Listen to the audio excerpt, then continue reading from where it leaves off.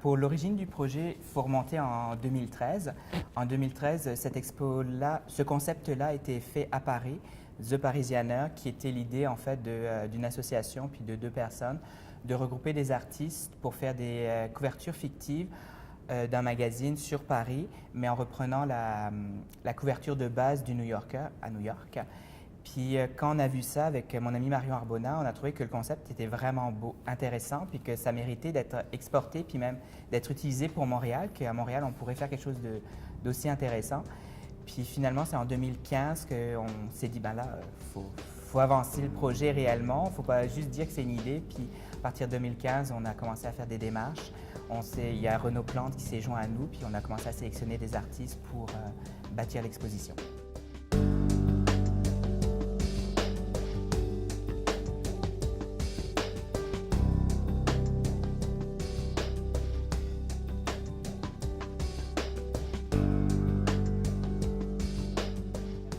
L'idée était de faire une expo qui puisse perdurer dans le temps, de dire on fait une photo de Montréal, mais pas forcément des images qui sont juste 2017, mais c'est quoi Montréal pour les artistes en fait? C'est quoi un quartier, un lieu, un événement qui est significatif pour eux, puis à ce moment-là de le mettre en image tout simplement.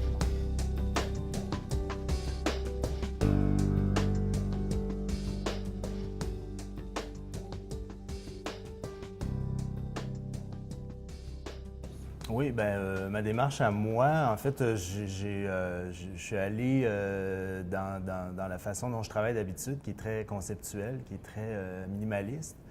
Alors, j'ai essayé de rendre une image de Montréal où on sentait une espèce de foisonnement multiculturel, mais que j'ai mis en background un peu comme si ça faisait partie de l'architecture, que ça faisait partie des meubles. Puis j'ai mis en scène un petit écureuil rouge flash qui se faufile avec un bagel, qui représente un peu, qui pourrait être, par exemple, un artiste qui se faufile puis qui essaie de gagner sa vie puis de survivre dans la ville. Et puis, donc, c'est un petit flash, c'est ça, assez simple, puis qui est très propre à ce qu'on voit dans ce genre de couverture-là d'habitude. Les couvertures du New Yorker, parce que dans le fond, l'inspiration aussi, c'est ça, c'est d'essayer de reprendre des codes qu'on retrouve dans ces couvertures-là. Et puis, il y a plusieurs familles, tu sais, on va trouver des couvertures qui sont des fois très sensorielles. Ça va être un flash sensoriel, mais presque abstrait. Des fois, ça va être lié à un événement hyper précis avec une date. D'autres fois, ça va être purement descriptif, ça va nous parler de la ville visuellement. Donc, tout ça se rencontre et puis je m'éloigne de ma démarche, mais c'est ça, je vois l'expo pour la première fois aujourd'hui et je suis très frappé par ça, toutes ces visions-là, tous ces angles de point de vue qui sont tellement différents, qui parlent toutes de la même ville, mais que dans le fond, il y a comme un Montréal par artiste. Puis c'est ça qui est vraiment trippant, je trouve.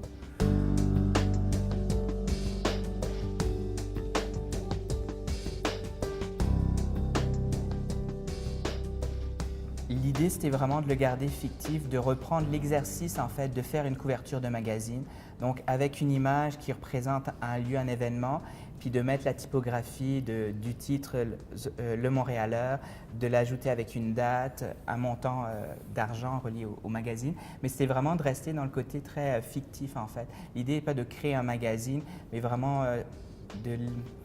c'est un exercice de style, en fait, vraiment pour les artistes de concevoir une couverture, en fait.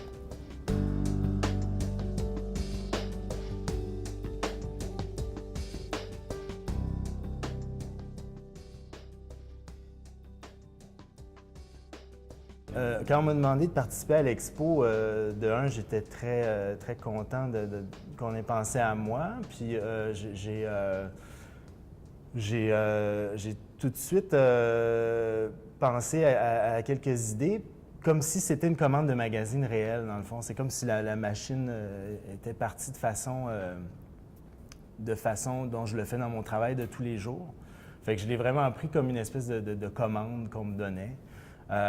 Puis c'est ça, je suis plongé dans mon univers visuel, puis j'ai fait, je me souviens plus, ça fait quand même assez longtemps qu'on l'a fait, mais je pense que j'ai fait 2, 3 maquettes, puis j'en ai proposé une seulement, c'était celle-là qui me plaisait le plus, là. Donc, c'est ça, c'est vraiment ma recette visuelle, là.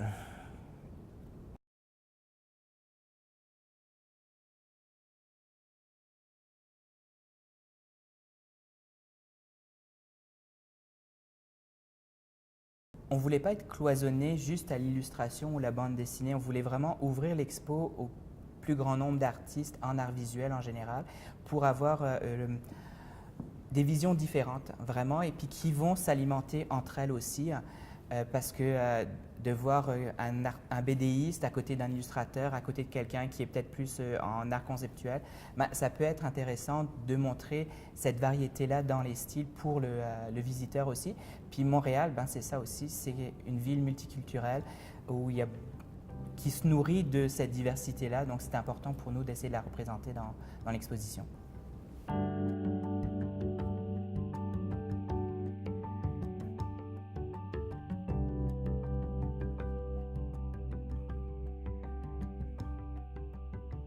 Le fait que cet événement se tienne dans une maison de la culture sur le plateau Mont-Royal, à Montréal, ce qu'on aimerait rendre au public, puis que le public en retienne, c'est qu'on a une richesse ici à Montréal et encore plus large, parce qu'en fait, il y a des artistes, il y a même un artiste de Matane qui a fait une œuvre sur Montréal. J'aimerais qu'on retienne qu'on a un foisonnement de talents ici, qui est souvent un peu dans l'ombre. Le travail d'illustration, bien, le travail des BDistes est un petit peu plus connu parce que l'œuvre est consommée par le grand public, mais le travail des illustrateurs est souvent un peu dans l'ombre par rapport à la nature des mandats qu'ils réalisent.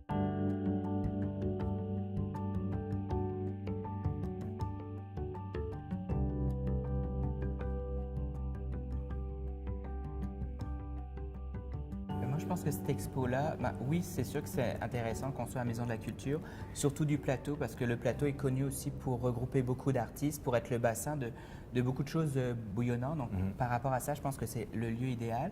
Puis, ça rend accessible l'illustration, les arts visuels en général au grand public. Puis, je pense que pour les familles, entre autres, ça peut être des moments de dialogue avec les enfants, de faire des références, des liens aussi avec les enfants qui vont pouvoir se retrouver dans certaines images. Puis le parent également qui va pouvoir dire, ben regarde, ça, moi, je l'ai vécu. Par exemple, tel événement, j'y étais. Telle image, ben, ça me fait penser à telle chose. Puis on peut créer le dialogue. C'est vraiment de créer ce dialogue-là parce que des fois, on va voir des images, des expos, puis ça ne nous parle pas du tout. Puis c'est correct aussi. Mais là, je pense qu'on peut, avec cette variété-là aussi, parce que c'est 55 visions différentes, forcément, on va trouver quelque chose qui va nous interpeller, puis on va être capable de créer ce dialogue-là avec notre famille, avec les gens avec qui on va visiter l'expo, puis redécouvrir quelque part aussi Montréal, parce que comme nous le disait Vincent, des fois on est tellement pris dans notre quotidien aussi qu'il y a certaines choses qu'on ne voit plus, puis là, d'avoir peut-être ce recul-là, on va dire, ben oui, il y a telle chose à Montréal, effectivement, puis c'est vrai.